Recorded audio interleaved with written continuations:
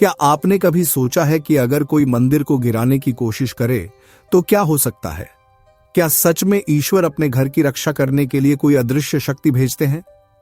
आज हम आपको एक ऐसी रहस्यमयी कहानी सुनाने जा रहे हैं जिसे सुनकर आपके रोंगटे खड़े हो जाएंगे।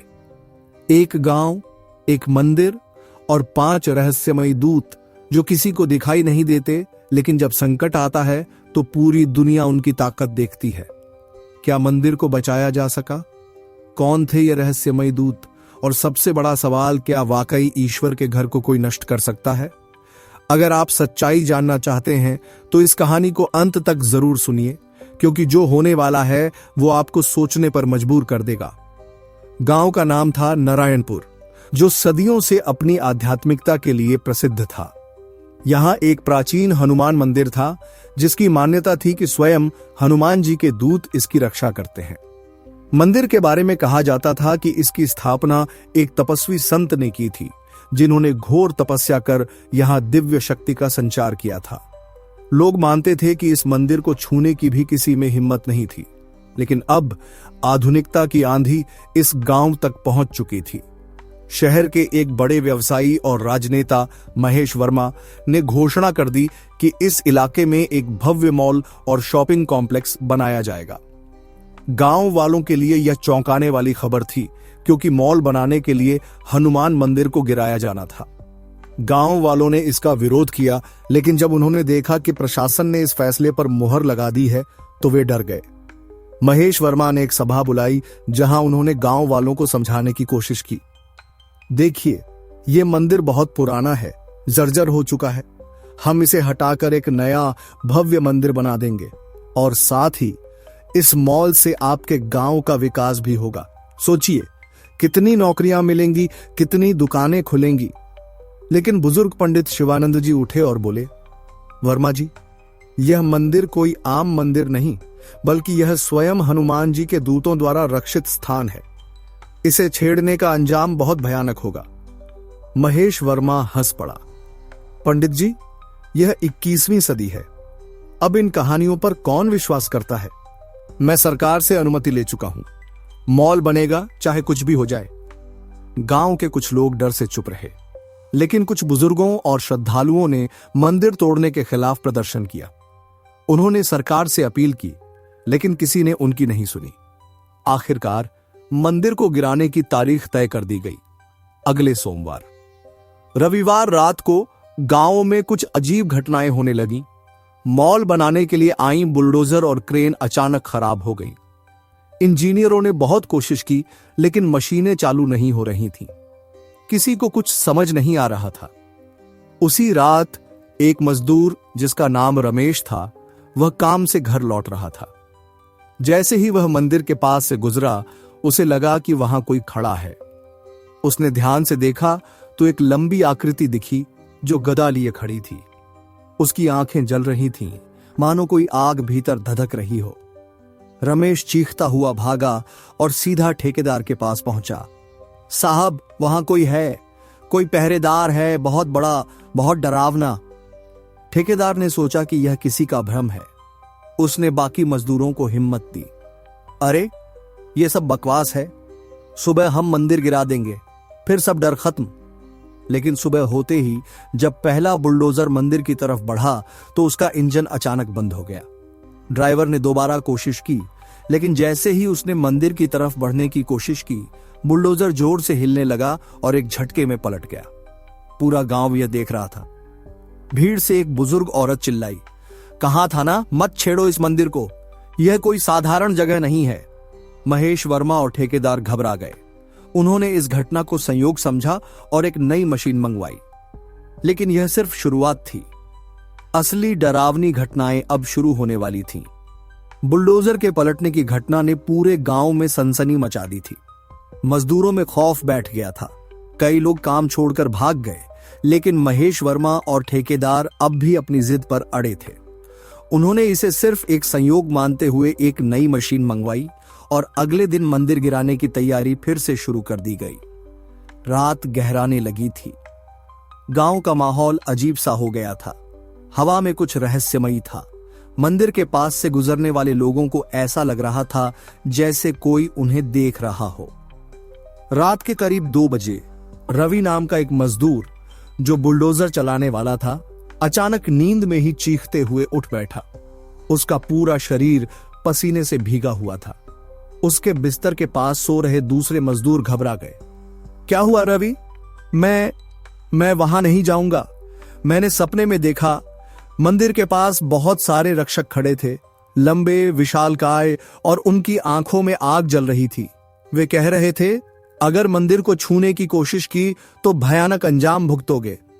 बाकी मजदूरों ने भी आपस में बातें की। कुछ ने कहा कि उन्होंने भी अजीब आवाजें सुनी हैं, जैसे कोई मंत्रोच्चारण कर रहा हो। अब डर और बढ़ने लगा था। सुबह होते ही ठेकेदार और महेश वर्मा ने मजदूरों को काम पर लगने का आदेश दिया, लेकिन कोई तैयार नहीं हुआ। सबने मना कर दिया, अगर तुम लोग काम नहीं करोगे तो तुम्हारी मजदूरी काट ली जाएगी। महेश वर्मा ने गुस्से में चिल्लाया। डर के मारे 2 मजदूर तैयार हो गए और बुलडोजर पर चढ़ गए। जैसे ही उन्होंने मशीन शुरू की, मंदिर के ऊपर अचानक गहरे काले बादल छा गए। सूरज छिप गया और एक अजीब सी आंधी चलने लगी। मजदूरों ने जैसे ही मंदिर को गिराने के लिए मशीन का हथौड़ा उठाया, पूरा बुलडोजर जोर जोर से कांपने लगा। मशीन की स्क्रीन अपने आप टूटने लगी और अंदर बैठा ड्राइवर घबरा कर कूद पड़ा। ठेकेदार और महेश वर्मा कुछ समझ पाते इससे पहले ही अचानक बुलडोजर में आग लग गई। गांव के लोग यह सब देख रहे थे। कुछ औरतें मंदिर की ओर हाथ जोड़कर प्रार्थना करने लगीं। उसी समय मंदिर के भीतर से किसी के भारी कदमों की आवाज आने लगी। धड़ धड़, पूरा गांव सन्न रह गया। मंदिर का दरवाजा खुला और अंदर से गेरुए वस्त्र पहने एक साधु निकला। उनकी लंबी सफेद दाढ़ी थी, आंखें चमक रही थीं और चेहरे पर अद्भुत तेज था। उन्होंने हाथ उठाकर आकाश की ओर देखा और जोर से बोले, यह मंदिर किसी मनुष्य द्वारा नहीं, स्वयं परम शक्ति द्वारा स्थापित किया गया है। इसे गिराने की कोशिश मत करो, वरना परिणाम भयानक होंगे। महेश वर्मा ने हंसते हुए कहा, बाबा जी, आप यह तमाशा बंद कीजिए। अगर मंदिर को बचाने के लिए कुछ करना है तो कागजी कार्रवाई करिए, वरना हट जाइए। साधु मुस्कुराए और बोले, हम कुछ नहीं करेंगे, लेकिन जिनके आदेश पर यह मंदिर खड़ा है वे स्वयं न्याय करेंगे। इतना कहते ही मंदिर के चारों ओर तेज हवाएं चलने लगीं, बिजली कड़कने लगी और आसमान में अजीब सी गड़गड़ाहट होने लगी। महेश वर्मा और उसके ठेकेदार ने अब भी इसे सिर्फ मौसम का बदलाव माना, लेकिन कुछ ही क्षणों में उनके साथ जो होने वाला था वह उनके पूरे जीवन को बदलने वाला था। पूरा गांव मंदिर के चारों ओर जमा हो चुका था। आसमान में अब भी गहरे काले बादल छाए हुए थे। बिजली की कड़क और तेज हवा ने माहौल को और रहस्यमय बना दिया था, लेकिन महेश वर्मा और उसका ठेकेदार अब भी अपनी जिद पर अड़े थे। हम यहां अंधविश्वास मिटाने आए हैं, ये सब संयोग है, कोई दैवीय शक्ति नहीं होती, महेश वर्मा ने गुस्से में चिल्लाया। लेकिन तभी मंदिर के अंदर से शंख और डमरू की आवाजें गूंजने लगीं। बिना किसी के छुए मंदिर का घंटा खुद ब खुद जोर जोर से बजने लगा। गांव के लोग सहम गए। कुछ तो मंदिर के सामने घुटनों के बल बैठकर प्रार्थना करने लगे। अब तो यह मंदिर नहीं बचेगा, देखता हूं कौन इसे रोकता है।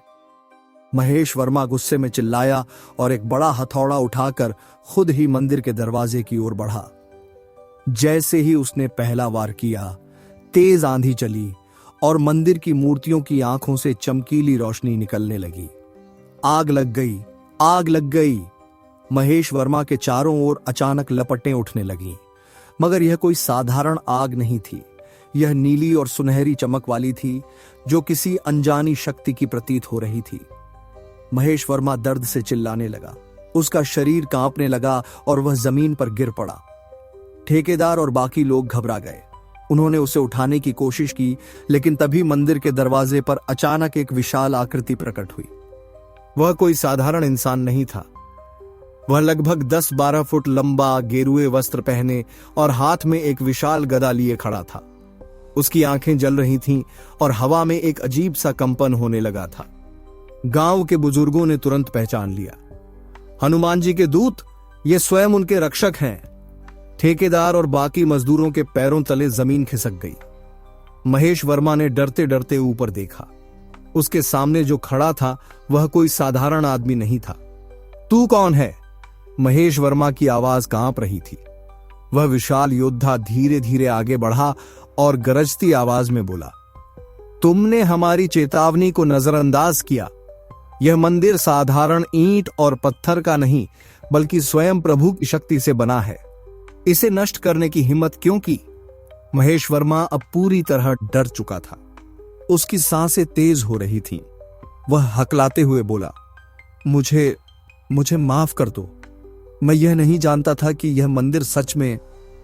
लेकिन तभी एक और भयावह घटना हुई। महेश वर्मा का शरीर जोर से झटका खाकर हवा में उठ गया। गांव वालों की चीखें निकल गईं। वह लगभग 10 फीट ऊपर उठ चुका था, जैसे कोई अदृश्य शक्ति उसे पकड़कर हवा में लहरा रही हो। महेश वर्मा दर्द से कराह रहा था। उसकी आंखों से आंसू बह रहे थे। उसने अपनी गलती मान ली थी। मुझे छोड़ दो, मैं मंदिर नहीं तोड़ूंगा। जैसे ही उसने यह कहा, अचानक हवा में हलचल हुई और वह जमीन पर गिर पड़ा। गांव के लोग अब भी स्तब्ध थे। ठेकेदार और बाकी मजदूर भाग खड़े हुए। बुजुर्ग पुजारी शिवानंद जी आगे आए और बोले, हनुमान जी के दूतों ने तुम्हें चेतावनी दे दी है। अब भी समय है, इस पाप से पीछे हट जाओ।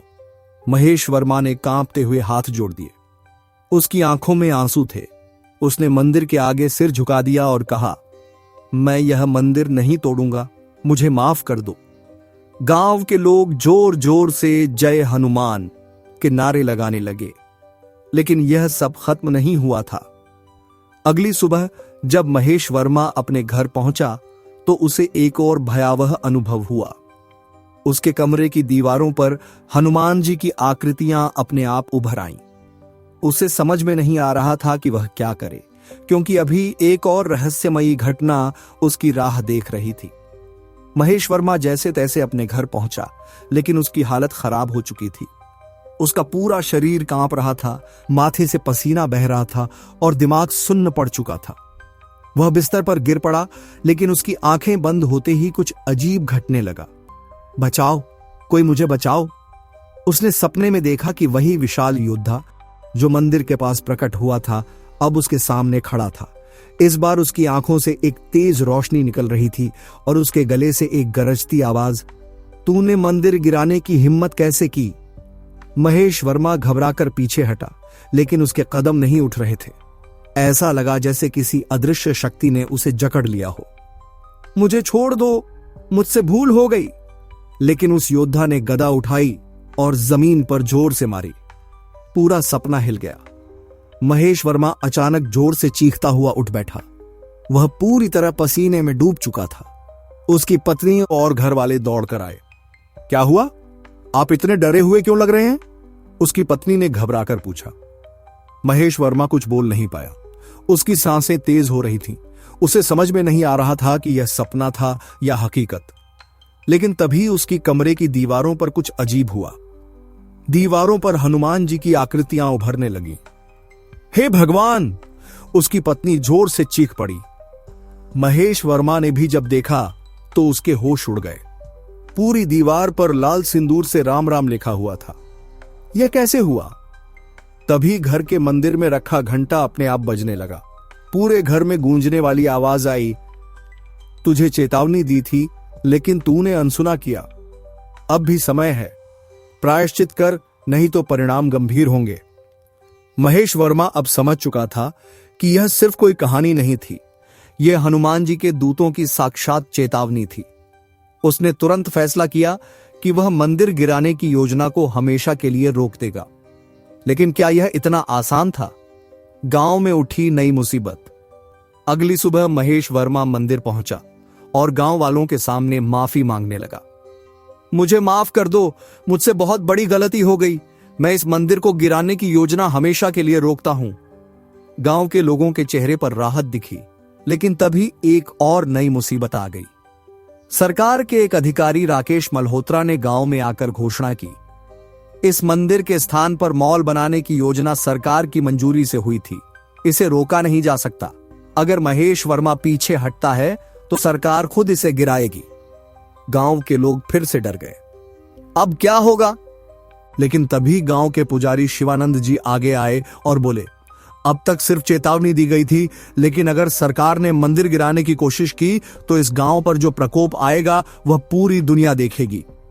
अधिकारी हंसा, हम अंधविश्वास में विश्वास नहीं रखते, मंदिर सोमवार को गिरा दिया जाएगा। गांव के लोग कांप उठे, लेकिन उन्हें नहीं पता था कि अगली रात कुछ ऐसा होने वाला था जिससे अधिकारी राकेश मल्होत्रा की सोच हमेशा के लिए बदल जाएगी। सरकारी अधिकारी राकेश मल्होत्रा ने साफ शब्दों में कह दिया था कि मंदिर गिराया जाएगा। गांव वालों के पास अब कुछ नहीं बचा था सिवाय डर के। लेकिन उस रात कुछ ऐसा हुआ जिससे पूरा गांव और खुद मल्होत्रा भी हिल गया। रात 2 बजे मल्होत्रा के साथ अजीब घटना। राकेश मल्होत्रा गांव के सरकारी गेस्ट हाउस में ठहरा था। उसे मंदिर गिराने के लिए सोमवार सुबह 9 बजे बुलडोजर चलवाने का आदेश देना था। लेकिन रात को जब वह सोने गया तो अचानक कमरे का पंखा तेजी से घूमने लगा और जोर से गिर गया। धड़ाम! मल्होत्रा हड़बड़ाकर उठ बैठा। उसे कुछ अजीब महसूस हो रहा था। उसने इधर उधर देखा, लेकिन कमरा खाली था। तभी उसे बाहर किसी के पैरों की आवाज सुनाई दी। धड़ धड़ कोई भारी भरकम इंसान बरामदे में चल रहा था। मल्होत्रा को लगा कि शायद कोई गार्ड होगा, लेकिन जब उसने दरवाजा खोला तो वहां कोई नहीं था। हवा अचानक बहुत ठंडी हो गई और फिर दरवाजे के ठीक सामने जमीन पर सिंदूर से लिखा था, जो प्रभु के घर को गिराने चले हैं वे स्वयं गिर जाएंगे। मल्होत्रा के हाथ पैर सुन्न हो गए। उसने झट से दरवाजा बंद किया, लेकिन तभी कमरे की सारी लाइटें झपकने लगीं और दीवार पर एक विशाल परछाई बनने लगी। हनुमान जी के दूत की परछाई! मल्होत्रा चीख पड़ा और कोने में गिर गया। मुझे माफ कर दो, मुझे माफ कर दो। तभी कमरे में एक भारी गूंजती हुई आवाज आई, जिसने भी इस मंदिर को छूने की कोशिश की उसका विनाश निश्चित है। चेतावनी दी जा चुकी है। अचानक लाइट बंद हो गई। जब दोबारा जली तो सब कुछ सामान्य था, लेकिन मल्होत्रा का चेहरा सफेद पड़ चुका था। वह बुरी तरह डर चुका था। सुबह फैसला बदल गया। सुबह होते ही मल्होत्रा सीधे गांव के मंदिर पहुंचा। गांव के लोग पहले से ही वहां इकट्ठा थे। मैं सरकार से बात करूंगा। मंदिर को गिराने की योजना रद्द कर दी जाएगी। गांव वालों ने भगवान को धन्यवाद दिया। महेश वर्मा, जो पहले मंदिर गिराने का मुख्य जिम्मेदार था, अब मंदिर की सेवा में लग चुका था। उसने खुद मंदिर के जीर्णोद्धार का बीड़ा उठाया।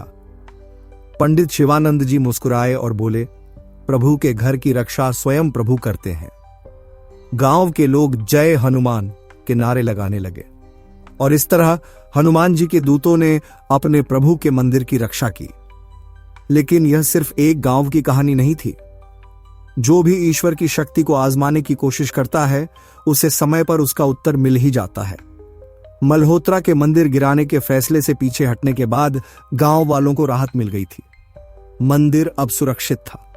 लेकिन एक सवाल अब भी सबके मन में था, आखिर वो रहस्यमयी दूत कौन थे जिन्होंने मंदिर की रक्षा की? गांव के बुजुर्ग पुजारी शिवानंद जी ने सभी को मंदिर के भीतर बुलाया। वहां एक पुरानी ताम्रपत्र तांबे की पट्टी पर लिखी हुई शिलालेख रखी थी, जिसे अब तक कोई ठीक से नहीं पढ़ पाया था। यह मंदिर सैकड़ों साल पुराना है और इसकी रक्षा स्वयं हनुमान जी के दूतों ने की थी। गांव वालों ने सवाल किया, लेकिन ये दूत कौन थे? शिवानंद जी ने शिलालेख को हल्के से साफ किया और पढ़ना शुरू किया।